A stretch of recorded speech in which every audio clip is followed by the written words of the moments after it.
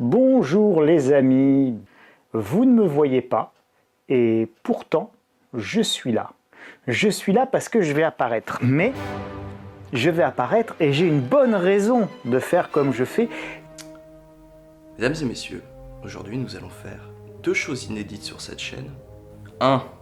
Le moins de montage possible. Il y a déjà des coupes et je suis déjà déçu de ma performance. Je fais de mon mieux. Moi je sais pas parler face caméra, c'est pas mon truc à la base, vous comprenez? Mon truc c'est la fiction, d'accord? Je dis ça pour ceux qui comprennent rien à ce que je fais, ok? Mon truc c'est la narration, la dramaturgie. Acte 1, acte 2, acte 3. Accordéon. Merde. Donc nous allons faire deux choses inédites sur cette chaîne. 1. Le moins de montage possible. 2. Lire un livre.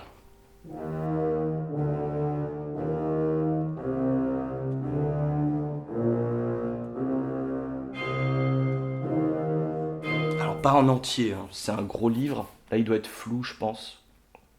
Notre-Dame de Paris de notre ami Victor Hugo, que je recommande à quiconque sait lire du français et à un petit niveau quand même, hein, faut pas, c'est quand même un beau bébé et c'est écrit tout petit. Voilà, je fais cette vidéo pour deux raisons. Un, je voulais rendre un petit hommage déjà pour fêter les 1 an de la... Enfin, non, c'est pas pour fêter. Ah oui, mais non, ça ne se fête pas, une église qui brûle, une cathédrale, Mince. On en a été où? Donc ne fumez pas, hein. Fumez-tu, y compris les cathédrales. Paraît-il. Bon, mais je voulais vous lire un chapitre un peu particulier que Victor Hugo a rajouté après la première édition. Pourquoi il a fait ça? Je ne sais pas. Il y a sans doute plein de raisons. Et c'est un chapitre plus philosophique que les autres. Enfin, beaucoup plus. En fait, c'est un chapitre qui n'a aucun rapport avec Notre-Dame, dans lequel Victor Hugo se sert du personnage de Don Claude Frodo, le méchant. Le méchant Frodo, personnage énigmatique et absolument formidable qui donne toute sa splendeur à ce livre magnifique. Je parle comme ce crétin de moisi de la chaîne. Ça n'a aucun rapport avec ma vidéo, je vais arrêter ça immédiatement. Bref, Victor Hugo se met donc, à travers son personnage, dans la peau d'un philosophe. Dans le livre 5e, il y a un tout petit chapitre que je vais vous lire, et puis ensuite, on va passer à celui qui nous intéresse. Ceci tuera cela. Bon allez, on s'y met, ça suffit. Ok, donc là c'est le moment où vous mettez la vidéo en pause pour cliquer sur le petit lien qui vient d'apparaître. Alors je sais pour certains d'entre vous ça va pas être facile, je sais que j'ai un public assez âgé. Ça devrait pas être trop dur, je pense que vous pouvez le faire. Nouvel onglet, au pire vous mettez celle-là dans à regarder plus tard, vous vous démerdez, vous êtes des grands maintenant. Allez, on peut le faire. Ça va le confinement sinon vous? J'ai un peu marre. Hein. Prodestinationae, de prodestinationae et libero arbitrio. Il y a du latin dans ce livre. Il n'est jamais trop tard pour venir visiter un savant aussi considérable que Don Claude Frollo de Tirchap, répondit le docteur Coictier, dont l'accent franc-comtois faisait traîner toutes ses phrases avec la majesté d'une robe à queue. Je ne vous ferai pas l'accent franc-comtois, je ne sais pas à quoi il ressemble. Au reste, il en est encore de même aujourd'hui. Toute bouche de savant qui complimente un autre savant est un vase de fiel emmiellé. C'est très beau, mais c'est très dur à dire. Les félicitations de Claude Frollo à Jacques Coictier avaient trait surtout aux nombreux avantages temporels que le digne médecin avait su extraire, dans le cours de sa carrière si enviée, de chaque maladie du roi, opération d'une alchimie meilleure et plus certaine que la poursuite de la pierre philosophale. Révérend maître, dit-il d'une voix grave. Révérend maître, dit-il d'une voix grave. Votre renom est venu jusqu'à moi. On vous dit grand Esculape, et je suis venu vous demander un conseil de médecine. Médecine? Pardon, je ris, mais je pense pas qu'il rit, mais je pense qu'il rit. Médecine, dit l'archidiacre, en hochant la tête. Il sembla se recueillir un instant et reprit. Compère Tourangeau, puisque c'est votre nom, tournez la tête. Vous trouverez ma réponse tout écrite sur le mur. Non.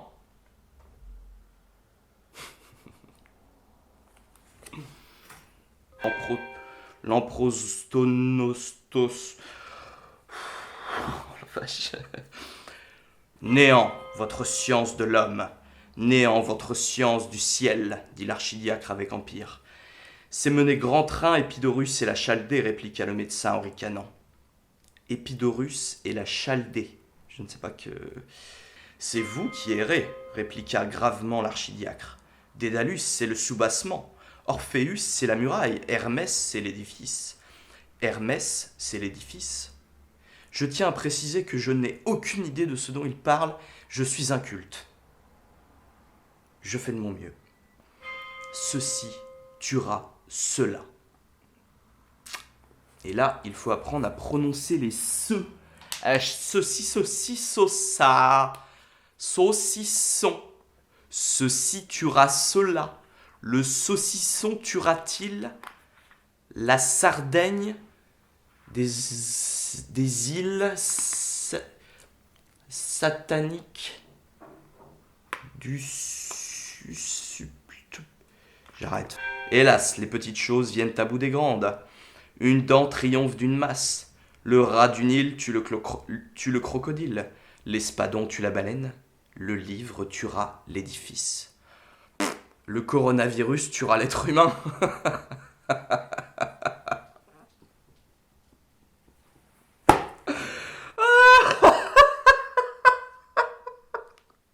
Ah, je suis tellement fier de ma blague.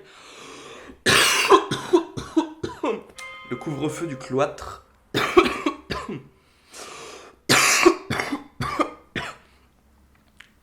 Je n'ai pas le virus, je fume. Je suis fumeur. Près, mesdames, quoi, ma bête sanctus. Venantius et debet sedere in sede tesorari. J'ai fait du latin au collège. Mon niveau est nul à chier. Je précise parce que je passais surtout du temps à faire beaucoup de dessins dans les dernières pages de mon cahier, jusqu'à ce que avec un pote on en ait carrément, mais genre plus rien à foutre. Du coup, on a fini par juste écrire dans les marges, enfin faire des dessins dans les marges. Puis elle arrivait à regarder. Elle puait la clope, cette prof. Elle puait la clope tout le temps qu'on ouvrait nos copies.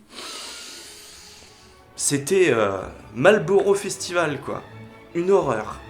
Et elle regardait, elle voyait nos dessins, puis elle prenait un petit sourire cynique. Puis elle repartait.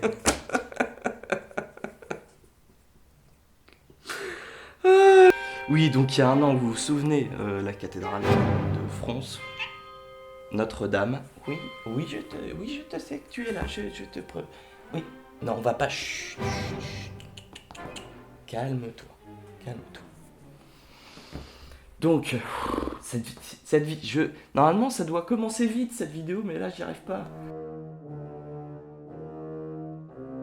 Allez, hop, on est reparti.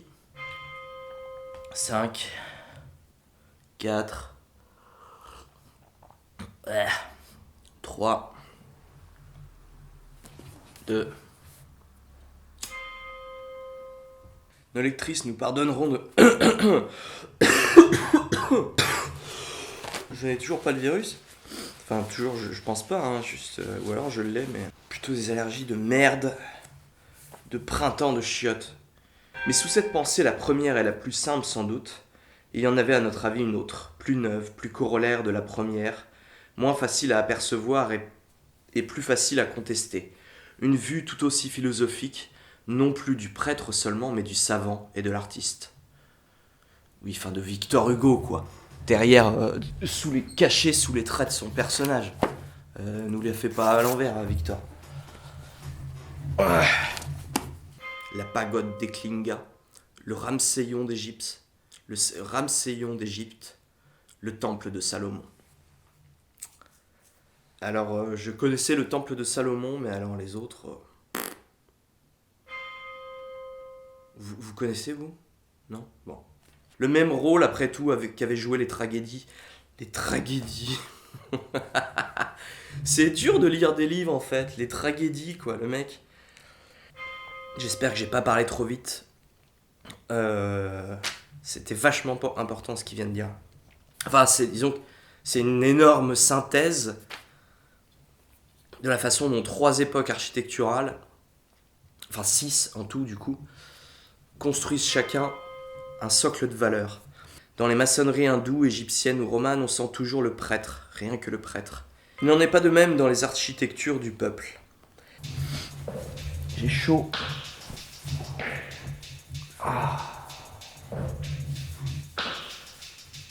Moi je sais, alors là, le look va pas du tout avec ce que je suis en train de faire. Lire un chapitre philosophique de Victor Hugo. Habillé comme ça, c'est un scandale, je dois admettre. Pour corriger sans de là, des édifices pénétrables, de là des ah ba saucisson, shabadi baba. Raphaël Badawi, mon DJ préféré. Détachés de la religion pour songer à leur beauté, pour la soigner, pour corriger sans relâche leur parure de statues ou d'arabesques. Bien autrement solide, durable et résistant. Pour détruire la parole écrite, il suffit d'une torche et d'un turc. Le livre va tuer l'édifice. Internet va-t-il tuer le livre ? Internet va-t-il tuer le livre ? Je ne pense pas. Je pense que le livre a encore de très beaux jours devant lui. Et quant à l'architecture, écoute, un petit revival, ça serait bien. Un petit revival de la pierre. La pierre, c'est bien. C'est mieux que vos trucs en verre de moche dégueulasse. C'est le complet, définitivement, changement de peau de ce serpent symbolique qui, depuis Adam, représente l'intelligence. Oui, alors là, on sent que le poète reprend un peu la main sur le philosophe. Hein. Je me permets, Victor, je t'aime bien, je t'aime beaucoup. Tu es brillant. Mais alors là, t'en fais un peu beaucoup. Je veux dire, tu pouvais pas savoir, tu pouvais quand même pas te douter que quelques années plus tard, de ton vivant, allait arriver la plus grande révolution de l'humanité. C'est pour ça que attendez, là je fais un aparté parce que il faut être très clair. Des fois je vais vous partager des vidéos de gens qui disent quelque chose d'assez intelligent. Ça veut pas dire que je suis d'accord avec tout ce qu'ils disent. Bordel de merde. Donc Victor Hugo, écoute-moi bien. De ton vivant est arrivé quelque chose d'extraordinaire. La plus grande révolution dans l'histoire de l'humanité depuis la maîtrise du feu.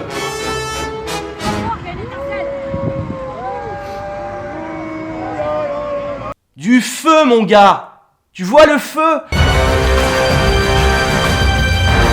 Avant, on n'avait pas le feu. D'un coup, on a le feu. Maintenant, on mange cuit. Maintenant, on n'a plus froid. Maintenant, les loups, ils attaquent plus. Wouh! La maîtrise du feu, mon pote. Ok? Deuxième grande révolution dans l'histoire de l'humanité, parce qu'on peut jouer à ça, hein. Moi aussi, je peux faire le philosophe, là. Oh, tu crois où? Bon. Deuxième grande révolution, dans la petite histoire de l'humanité, la maîtrise de l'électricité. Là, tu vois, il n'y aurait pas d'électricité, ce que je suis en train de faire, ça n'existe pas. Il n'y aurait rien. Rien. Ça serait comme le Moyen-Âge, avec 2-3 bidouilles en plus. Puis l'imprimerie de Gutenberg qui continuerait à carburer, quoi. Ok? Bon. Je crois que ça méritait d'être dit. Commence à bien faire, hein. L'invention de l'imprimerie est le plus grand événement de l'histoire, mon cul. C'est la révolution mère, gna gna gna. On peut démolir une masse. Comment extirper l'ubiquité? Vienne un déluge. L'ubiquité, c'est la capacité d'être à plusieurs endroits en même temps, comme ce livre. C'est cette décadence qu'on appelle renaissance. Mon Victor, celle-là, elle est pas mal. Celle-là est pas mal du tout. Ils s'émancipent donc, brisent le joug de l'architecture et s'en vont chacun de leur côté. Chacun d'eux gagne à ce divorce. L'isolement grandit tout, la sculpture devient statuaire, l'imagerie devient peinture, le canon devient musique. On dirait un empire qui se démembre à la mort de son Alexandre et dont les provinces se font royaume. C'est quand même putain de bien écrit. Il y a des moments où ça coule dans la bouche, c'est incroyable. C'est quand même incroyablement bien écrit. C'est kiffant, bref. De là, Raphaël, Michel-Ange, Jean Goujon, Palestrina, ces splendeurs de l'éblouissant XVIe siècle. En même temps que les arts, la pensée s'émancipe de tous côtés. Les hérésiarques du Moyen-Âge avaient déjà fait de larges entailles au catholicisme. Le XVIe siècle